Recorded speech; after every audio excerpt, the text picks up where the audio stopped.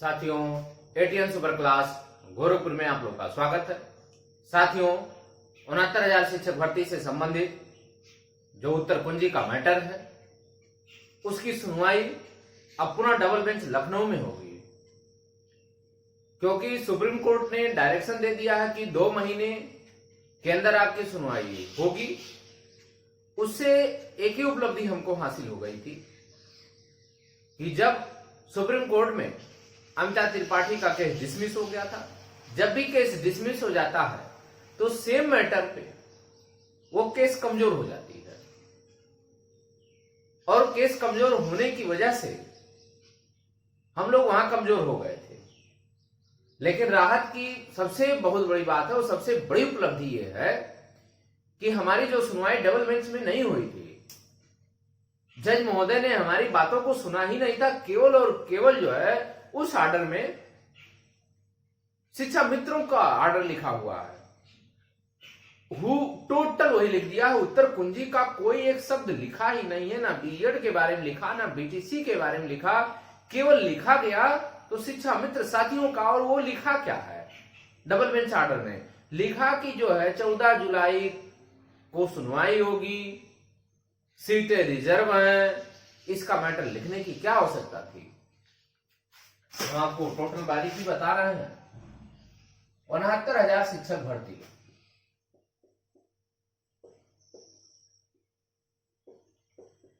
जब ये 9 जून को, हमारी 8 जून को सुनवाई थी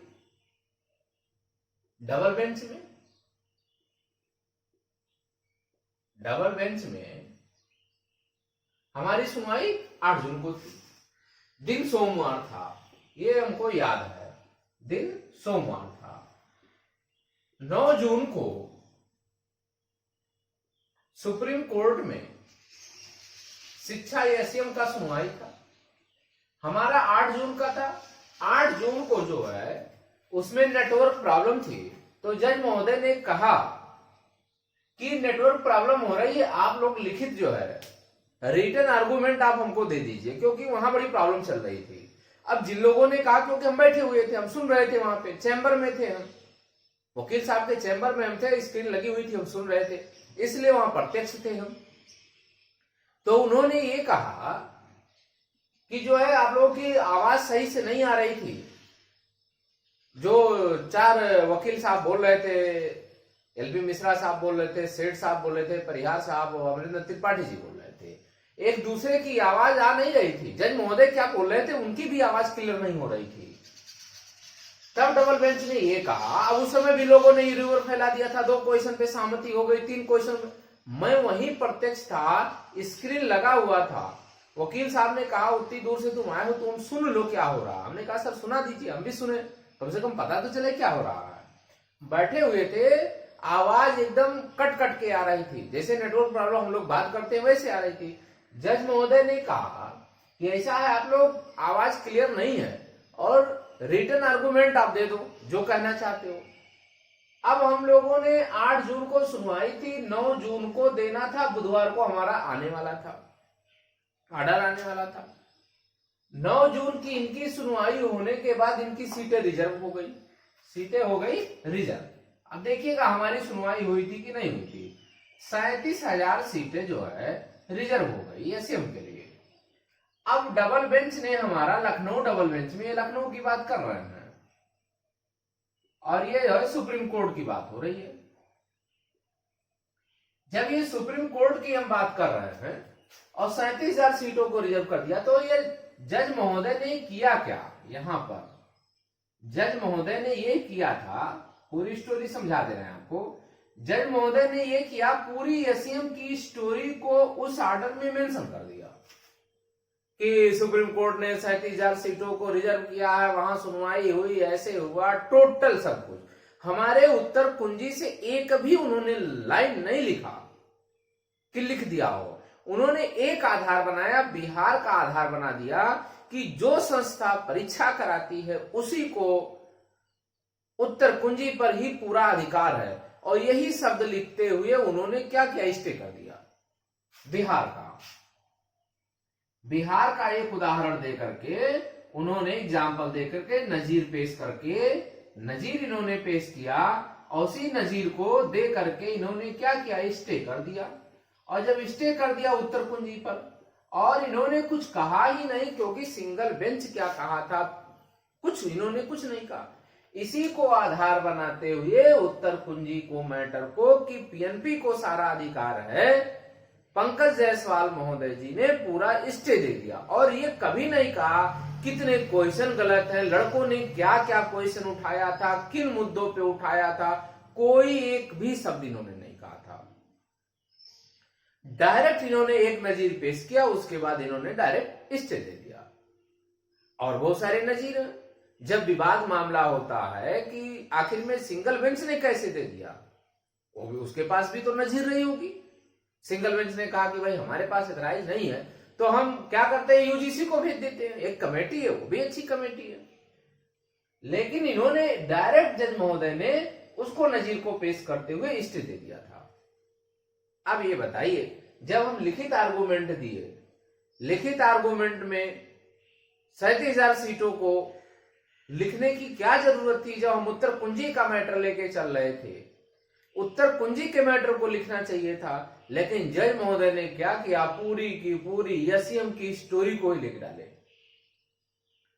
अब ये बता पाना कठिन है कि आखिर में जज महोदय ने अपने मन से लिखा है या जो सीनियर वकील उतरे थे उन लोगों ने आर्गुमेंट दिया है, ये कहना कठिन हो गया, क्योंकि किसी ने तो बताया नहीं कि हम लिख क्या रहे हैं। सभी लोगों ने कहा कि हम उत्तर कुंजी के मैटर से आर्गुमेंट दे रहे हैं, ये क्वेश्चन बढ़ना चाहिए।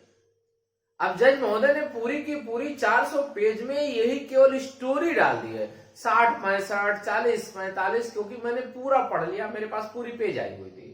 इसको लिखने की क्या आवश्यकता थी उस, क्योंकि मैटर मेरा उत्तर कुंजी से है और लिख रहे हो 40-45 पर लिख रहे हो, ये हमने तो लेकर के गया नहीं था, ये तो मामला सुप्रीम कोर्ट में चल रहा था, आपको हम उत्तर कुंजी से सुना रहे थे। यही जब अंतरिम आदेश आया, स्टे पे स्टे हो गया, जब हम लोग सुप्रीम कोर्ट पहुंचे तो सबसे पहले 15 जून की फाइल जो होती है, अब आप सोच लीजिए 9 जून हो गया, 12 जून को जो है 12 जून को ऑर्डर आ गया। अब 12 जून को जब ऑर्डर आ जाता है तो उसमें इसी ऑर्डर को टोटल डाल दिया गया। अब 15 जून को सब लोगों ने, 2 लोगों ने फाइल कर दिया 3 दिन के समय में। 15 जून को फाइल हो गई सुप्रीम कोर्ट में, 12 को आता, 13, 14, 15 को फाइल हो गई। जल्दबाजी में लोगों ने फाइल कर दिया, नहीं करना चाहिए था। अब 15 जून को फाइल हो गई और जल्दबाजी में इनकी 24 को सुनवाई भी हो गई, समर वेकेशन में सुनवाई हो गई। वहां भी जैसे ये जज महोदय थे वैसे वहां भी जज महोदय मिल गए, दोनों सेम मिल गए, उठा के तुम्हारे तुरंत डिसमिस हो गया। अब केस डिसमिस हो गया, समस्या खड़ी हो गई, क्या किया जाए। हमारा तो खैर 19 में गया था, हमारे पास 1 सप्ताह का टाइम था, मैंने 19 को फाइल किया, नहीं किए थे। और जितनी भी एसएलपी थी और डायरी नंबर वाले रुक गए, हमारी खुद रुकी हुई थी। अब इसकी सुनवाई जब 7 को हुई तो उसमें ललित साहब ने एक ही व्यवस्था दिया, यहां भी डिसमिस होने जा रही थी। जिस प्रकार जो अगुवाकार होते हैं और वकील साहब होते हैं, अगुवाकार का मतलब वकील साहब, भाई उसमें किसी कैंडिडेट का कोई बहुत ज्यादा दोष नहीं होता है, क्योंकि हर आदमी तो अपना अच्छा वकील लेके जाता है। अब उनको क्या बोलना है क्या नहीं बोलना है ये बार बार ब्रीफिंग कराना चाहिए, या उनका अनुभव होना चाहिए कि भाई अगर हम केस को, हमारा जज नहीं सुनना है तो हम केस को डाइवर्ट करके दूसरे डाइवर्ट मोड़ना चाहिए था। अब नहीं हो पाया होगा उनसे। फिर भी जो है जज महोदय ने रिक्वेस्ट को स्वीकार एक्सेप्ट करते हुए उन्होंने कहा जो आपका डबल बेंच में सुनवाई नहीं हुई है उस पे आप उत्तर कुंजी पे सुनवाई कराओ डबल बेंच में, हम आपको इतना रिलीफ देते हैं कि वहां मैटर उठाओ, वहां आपकी सुनवाई नहीं हुई है वहां मेंशन कराओ, आप सुनवाई करा लो। कम से कम एक रास्ता उन्होंने खोल दिया, और एक रास्ता ये खुलने से बेनिफिट ये हो गया कि अब हम डबल बेंच में जाते हुए पुनः कहां जाएंगे, पुनः सुप्रीम कोर्ट जा सकते हैं, अपनी बातों को रख सकते हैं। यहां सबसे बड़ी उपलब्धि ये है। अब रही बात कि आखिर में भर्ती हो जाएगी तो क्या, यह मैटर सुप्रीम कोर्ट में कल हमारी जो वकील महोदया थी उन्होंने उठाया है कि माई लॉर्ड जब भर्ती हो जाएगी तो हमारे कैंडिडेट कहां जाएंगे।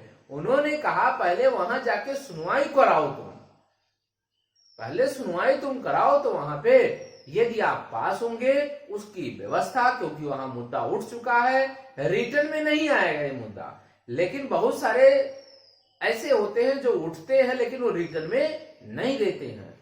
लेकिन उन्होंने एक चैनल को खोल दिया कि यदि आप पास हो जाते हो, भर्ती हो जाती है, तो व्यवस्था उसका कोर्ट करेगा। क्योंकि हम पहले सुप्रीम कोर्ट में जा चुके हैं इस मैटर को लेकर के।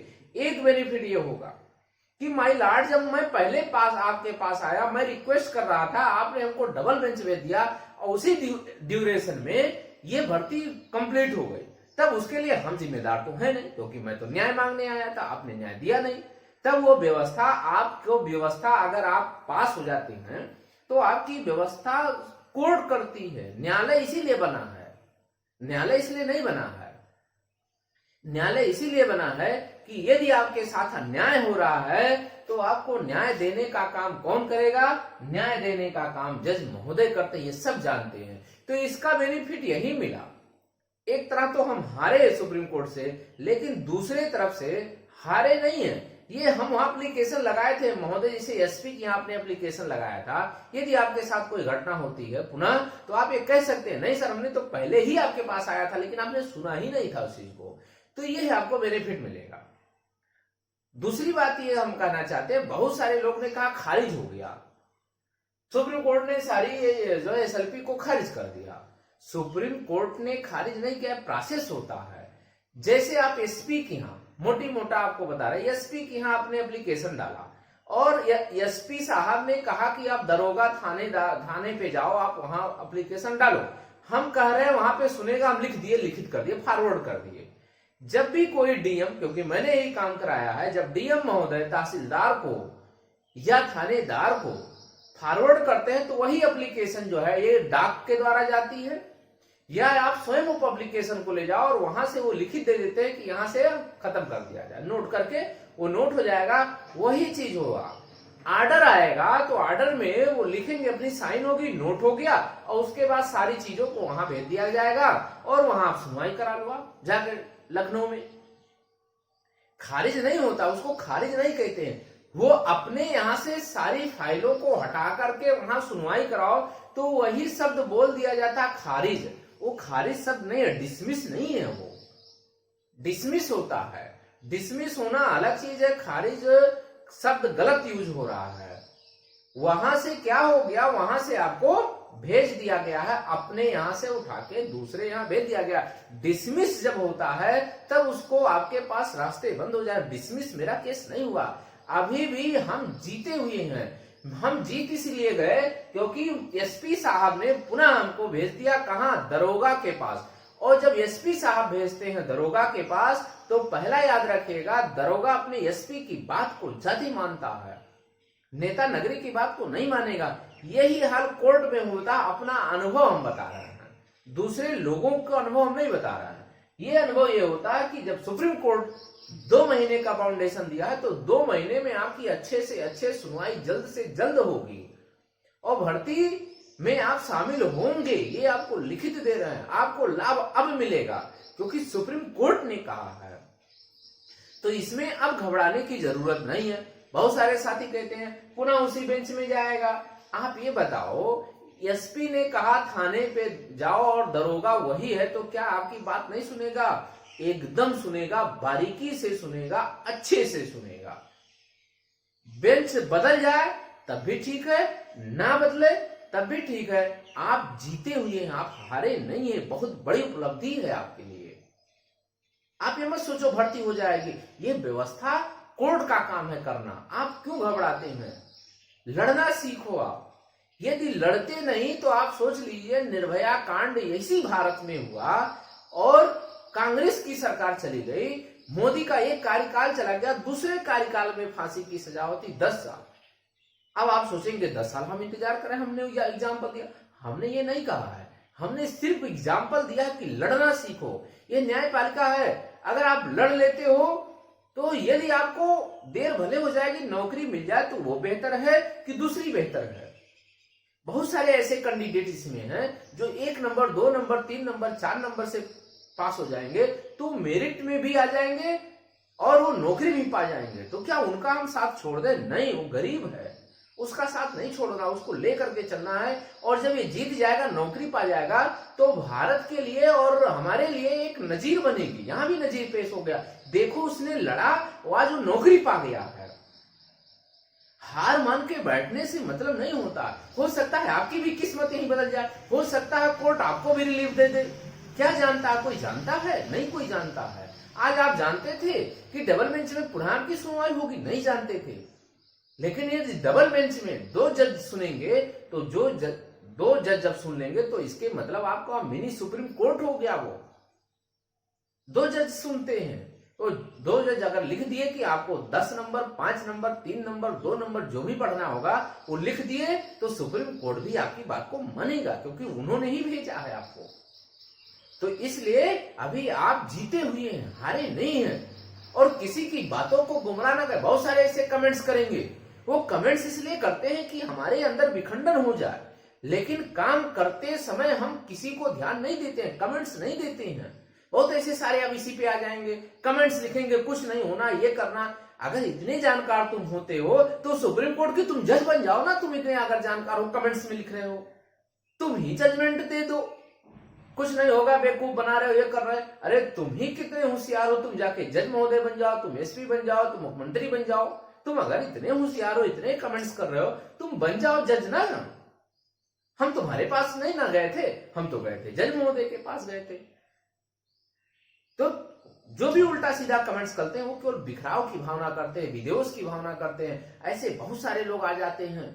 एक चैनल ने यहां तक कह दिया था कि अरे ये एसएलपी बहुत अच्छी है। दूसरे अब उसकी मानसिकता देखो। आज वही दूसरा हमारा चैनल जो है, किसी चैनल हमारे लोगों ने कहा कि वो चैनल कह रहा था अरे मूर्ख है वो चैनल, वो लड़ता जानता नहीं, नियम कानून जानता नहीं है, उसने ही हमको कह दिया था उल्टा सीधा।